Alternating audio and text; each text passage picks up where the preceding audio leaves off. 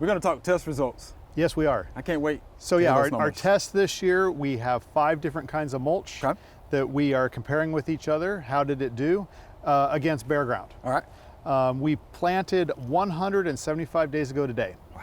So it's been a long season, and so we can kind of look and see what's going on. Now I want to talk about our weather conditions first. This was kind of a little bit of an unusual year. So on the 29th of April, we put down the mulch and we planted our plants. Remember? Yeah. And then like 2 days later, it started raining. I remember. And looking at the National Weather Service records, it rained at least every third day, significant, like we're quarter inch. That's crazy. Or more every third day for the next month. And so as we go through this, you'll notice that we're missing a lot of plants. Yes. Straight up, they drowned. Yes. In that before they could get established. Then in June, we flipped around to the opposite extreme. By the end of June, we were very hot and we went for about 2 months without any rain really to mention. Now, this bed is irrigated, and so the lack of rain proved to be much less of a problem than lots of rain. So let's just go through and look what we got here. Sure. So first we're going to start with the black plastic. All right. This is done well. You'll notice that we're missing our pepper plants due to the heavy rain early on. Right. The flowers throughout have done amazing. Yeah, the zinnias are beautiful. Yeah, the zinnias have been absolutely incredible. But this, we notice there's not a lot of weeds. We do have a nutsedge that's kind of found its way up through here. It's poked it hole through the black plastic and come through. But other than that, except for where we put the holes for the plants themselves, we are pretty much weed free. Okay. So this is landscape fabric, kind of the same idea. Once again, we've lost our peppers because of the wetness.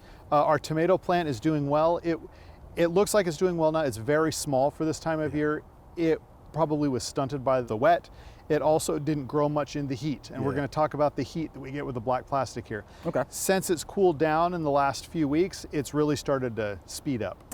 Once again, the zinnia is doing amazing. The sunflowers, they did really well here as well. Let's move over here to pine needles. This did well. You can notice that we have some weeds that have poked through. Now, we haven't weeded in a month. Intentionally, so you can see how the difference is in weeds when you look at it. We had beans here. Now the beans didn't produce at all until about 3 weeks ago when it started cooling down, and then all of a sudden we have beans.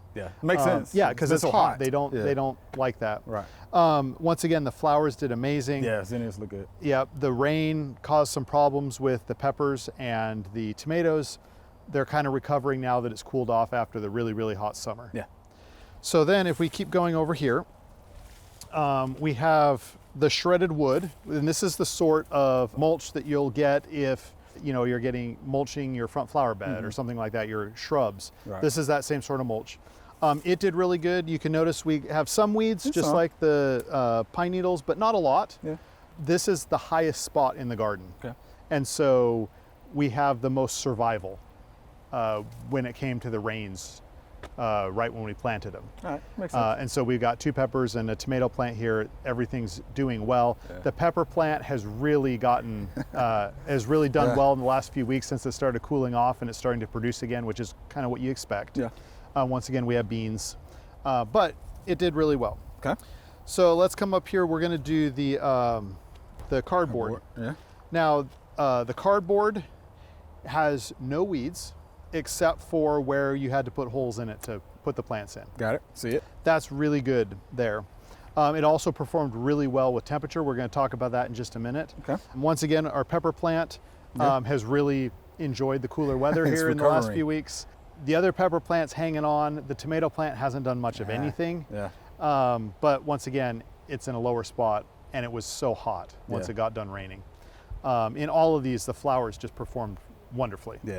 Beautiful. Now let's go over here to the control. So in science, it's the group where you don't do anything.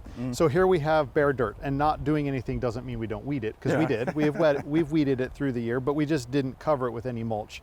And you can see how many weeds we have here. There's probably 5 times as many weeds as we have everywhere else in the bed. Agree.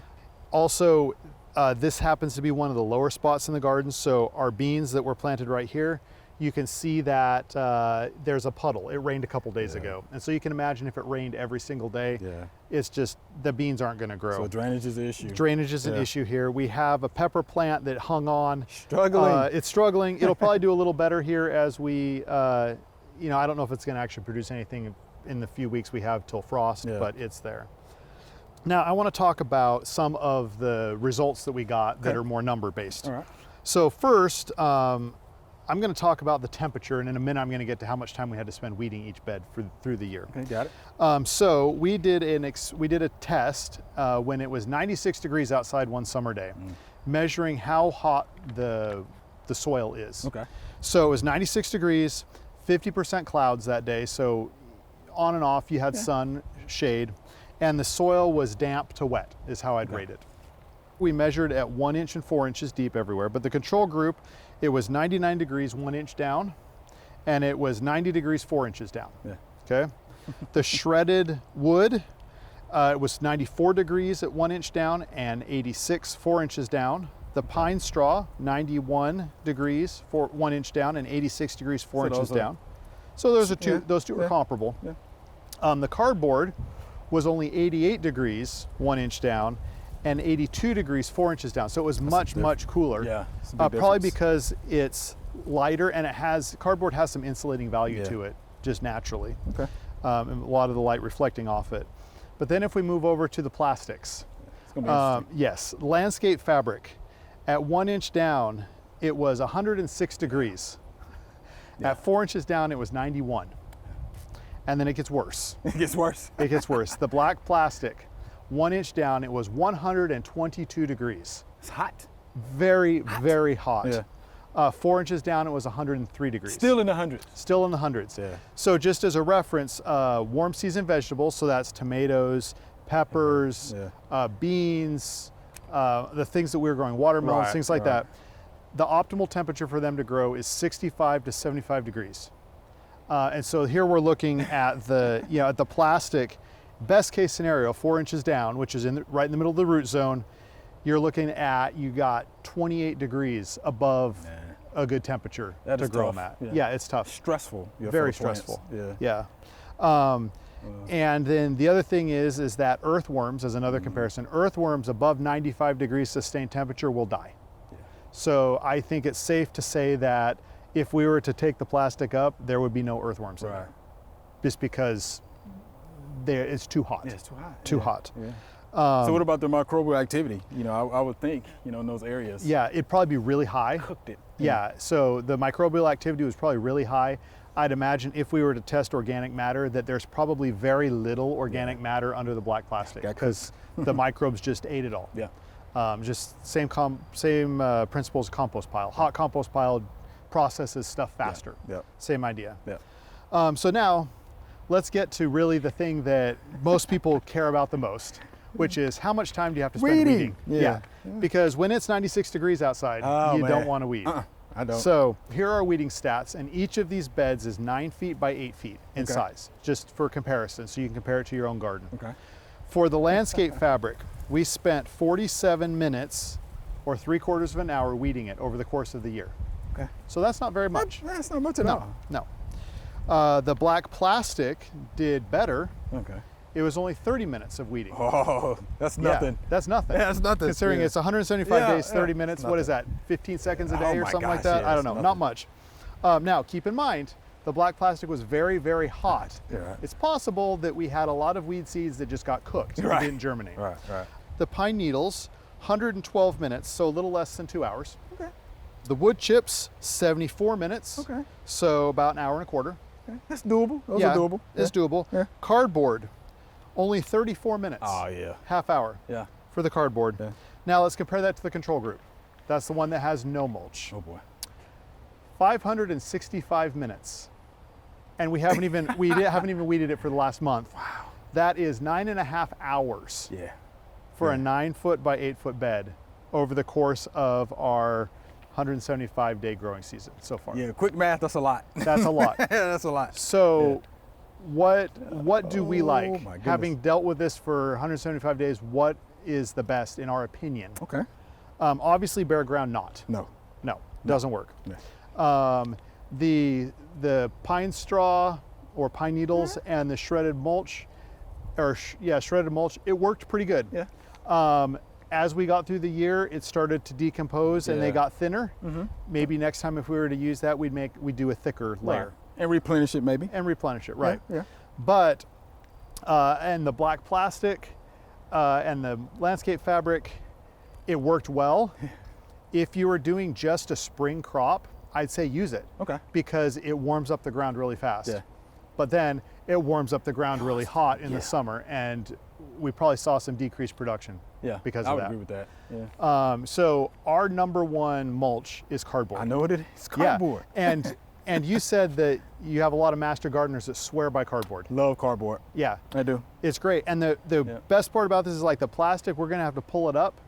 We're gonna have to deal with it after the season's over, whether that's to throw it away, to try and reuse it next year, fold it up, things like that. But we gotta deal with it. Yeah. And we gotta store it for the winter, things like that. Cardboard, it's currently decomposing. Yeah. We can leave that down. Next spring when we come into rototill, we just rototill it right into the soil and it contributes to the nutrients. It had a nice cool soil temperature that helped plants grow. Yeah. And the microbial activity and all that stuff. So it was a much more natural mulch in how it all works. And the rain can go through it. Yeah.